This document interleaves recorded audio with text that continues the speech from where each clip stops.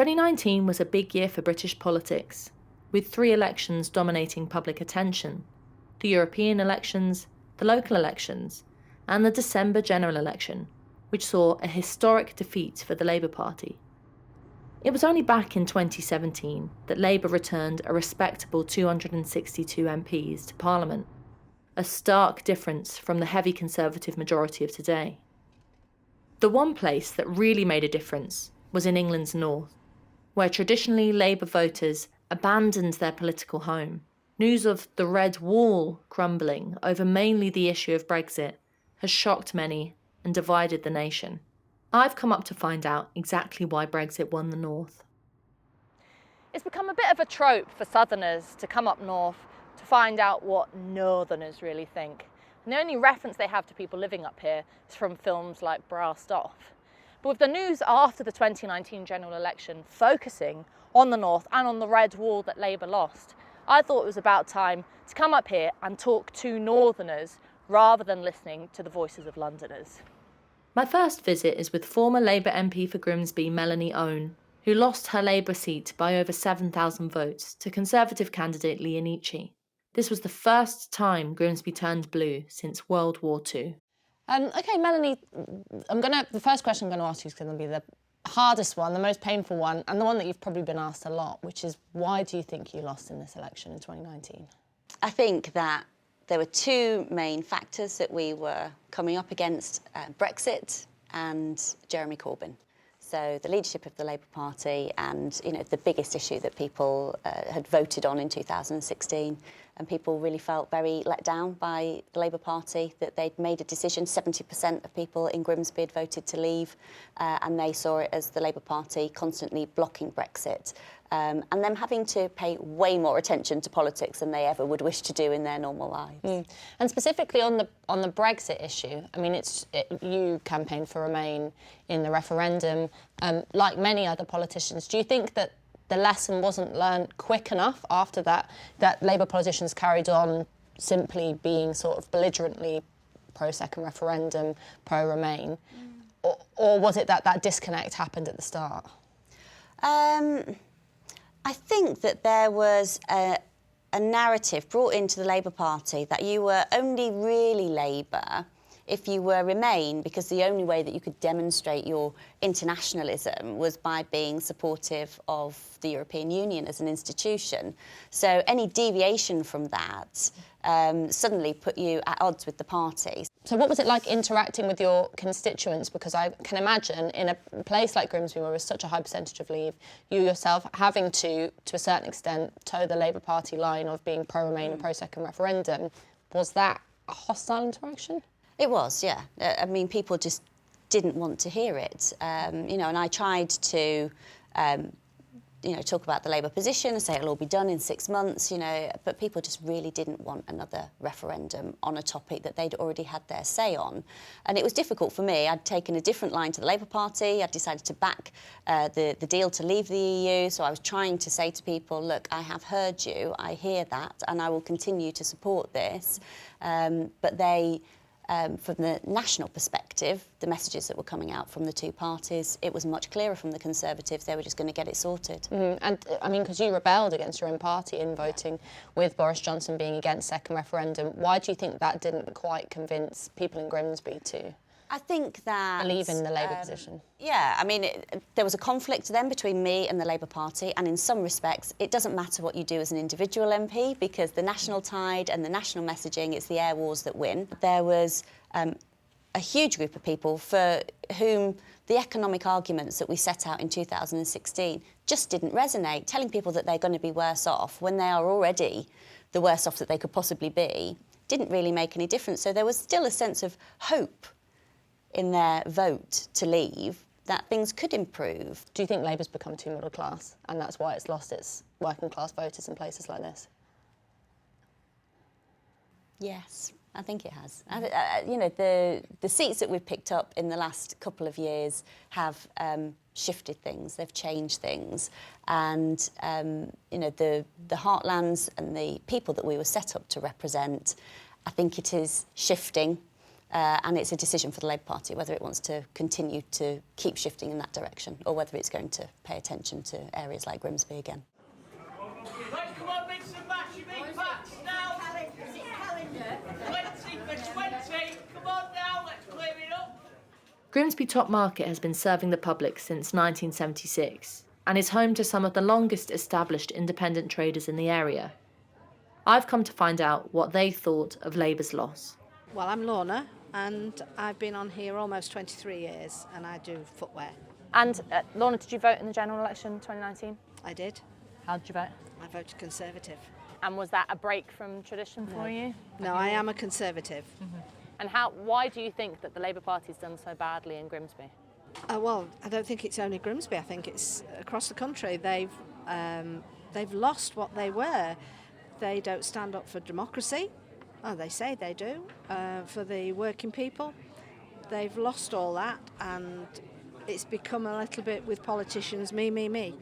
And I think democracy, it's about listening to the people, and if the majority says something, you go with it. But they didn't. And unfortunately, the leader of the Labour Party was then saying, we've got to let the people speak. Well, they had, and they ignored them. And a lot of the Conservatives did too. My name's Kevin, and I just work on the market.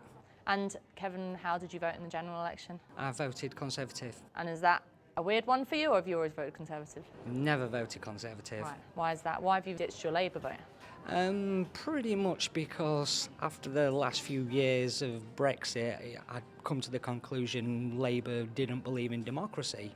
And I was always brought up with understanding Labour was the party of the people, but they obviously didn't care about 17.4 million people's votes during the Brexit referendum. You kind of wake up and get the feeling that 40 years, 50 years of voting Labour, you look around and you see how run down the towns have got and the cities have got up north, and you think Labour's not doing anything for us. I've always been Brexit's party, always supported the Brexit Party. I actually delivered leaflets for the Brexit Party member, but I felt that the Brexit Party weren't going to get sufficient voting to make a difference to the result. So the Tories were talking about getting us out, which is where we're going now, and so that's why I, as Boris put it, lent them my vote, Yes. which was quite right. And is that the first time you've ever voted Tory, or what's your previous voting record been like? I've actually been a Labour voter, which I apologise for now, and I've actually voted UKIP on one occasion. But this is the first time I've ever, as I say, lent the Tories my vote. 4 years to action a democratic vote, I think that's criminal. I think it says more about the country than anything else. It just shows me the fact that, okay, we want your vote, but we only want it when we want you to rubber stamp what we want to do anyway. What Brexit has proven is when the people have said one thing and the MPs and the ones at the top don't want that it took 4 years and a lot of arguing to get there, which it just, to me, it magnifies the lie. 40 years ago, you know, the idea of a Conservative MP being elected in this part of the country, unthinkable. Absolutely. And then today, it happens, you know, in a historic moment like the 2019 election. What's changed? I mean, Labour used to be seemingly for the working man, wasn't it? And Conservative always seemed to stand for the businessman, if you like. So Grimsby's always been a very working man's area. It's what we were. We were a massive fishing port. I think it was the biggest fishing port in the world at one time. Now we import our fish, and it's driven here from Iceland, which is insane, absolutely insane. So I think people maybe become more informed and look more into what's really happening and thought, hang on, Labour isn't working for the average man anymore. Some northern towns, like Leeds, narrowly held on to their Labour majority. Local Brexit Party candidate Paul Thomas thinks he knows why. Obviously, you voted for Brexit in the 2016 referendum. How important was that for voters in this area during the general election, the issue of Brexit coming up? It was massively important. It was the main issue. There was little else talked about. People might stray into the odd economic arguments and everything like that, but it was every conversation we had was about Brexit in one way or another. it wasn't just about Brexit itself, it was about the attitude as well of not just the Labour Party, but, you know, politicians in general. People were kind of part angry with the Labour Party or disappointed with Corbyn, knowing he's a lifelong Eurosceptic. So Leeds Central, where we are now, voted for Labour in the general election, and that's a kind of a trend with the urban areas of the north, more built-up cities. But then you go out to Wakefield or Castleford, that's where those historic Labour votes turned. Why was that? I think Leeds is almost like a mini suburb of London in some ways. It's a very cosmopolitan city. It's a fantastic city, Leeds. It's got a large professional middle class. It's got something like about 4 universities now. So there's a lot of students, there's a lot of professional middle classes. I think that's the main reason that Leeds tipped narrowly Remain. Whereas you go out to those areas, I've campaigned before with Leave Means Leave around Castleford and places like that, and it's staunch old Labour, and the anger is visceral. Builder and filmmaker Dan voted for the first time in his life during the Brexit referendum.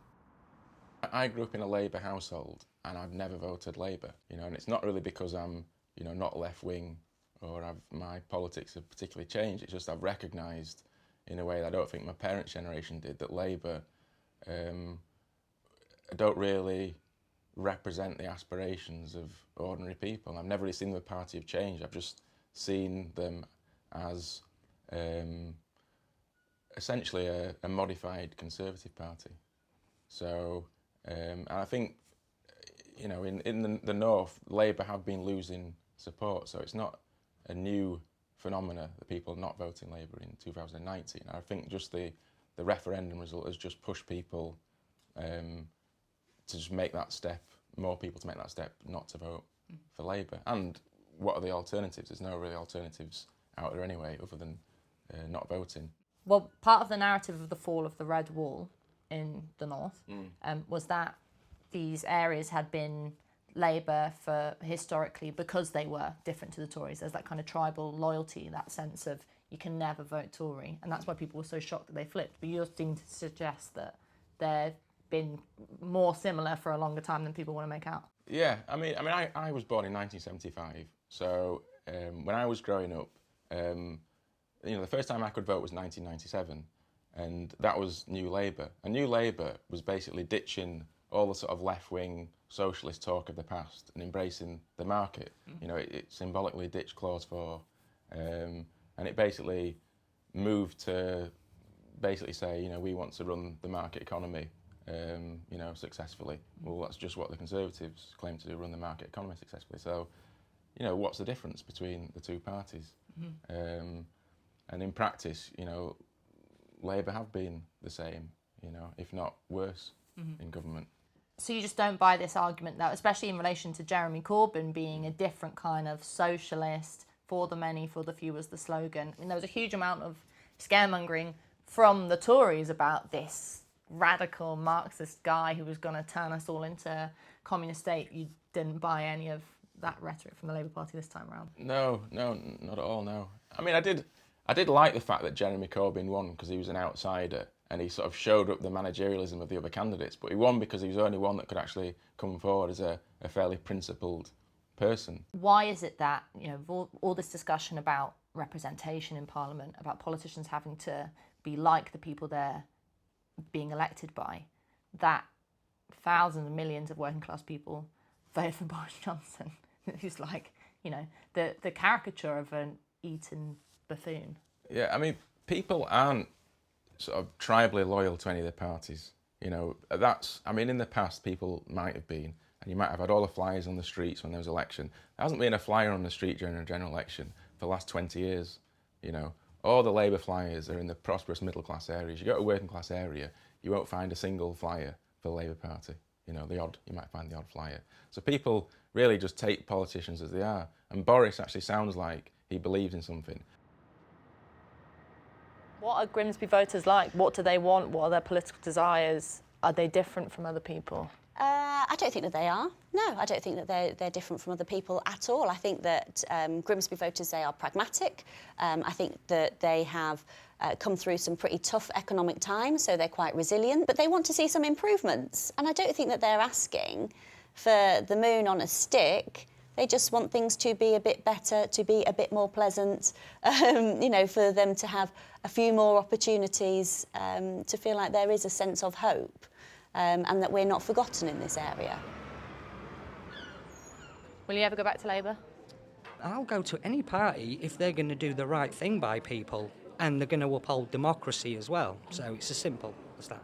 It's up to the Tories to come here, look at it closely and think, what can we do to show Grimsby that we've made it better? There's a sense of excitement among voters here. I mean, they feel positive about a post-Brexit Britain, a future for some kind of experimentation in politics.